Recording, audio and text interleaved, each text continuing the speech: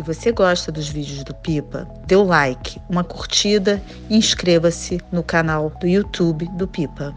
Meu nome é Iglolai Edum, eu sou artista multimídia, natural de São Paulo, Brasil.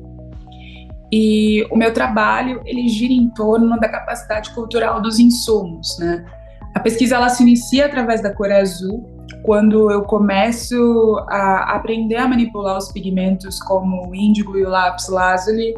durante o meu período de moradia no Marrocos. E desde então eu começo a não só entender como isso funciona dentro dos aspectos de construção de cores e da criação das próprias tintas e pigmentações dos meus trabalhos, como também entender qual que é o poder histórico-cultural social que esses pigmentos, enquanto insumos, tinham na história do continente africano. A partir de então, essa pesquisa se expande quando eu começo a olhar para todas as rotas comerciais que existiam, né, no continente africano, pensando num período pré-colonial europeu. Então eu me aprofundo numa pesquisa que se inicia no século VII até os dias de hoje e começo a fazer essas trajetórias dentro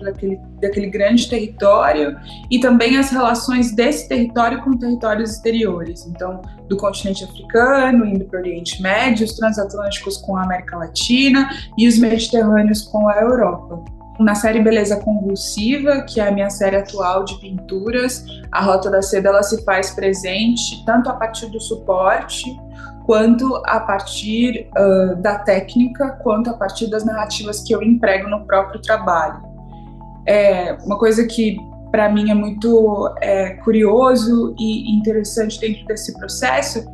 é entender formas decoloniais e práticas de se fazer pintura. Então, entender que a decolonialidade, ela não faz parte só de uma temática, mas ela também pode fazer parte de uma construção de objeto.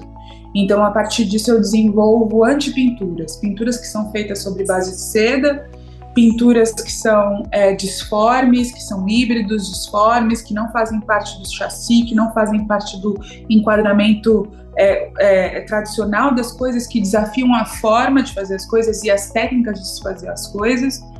para então reivindicar uma decolonialidade, olhando para um lugar de origem da criação e do desenvolvimento pictórico que difere da Europa e que sim está ali dentro dessas civilizações milenares e que são ligadas à minha ancestralidade no Benin e no Maghreb.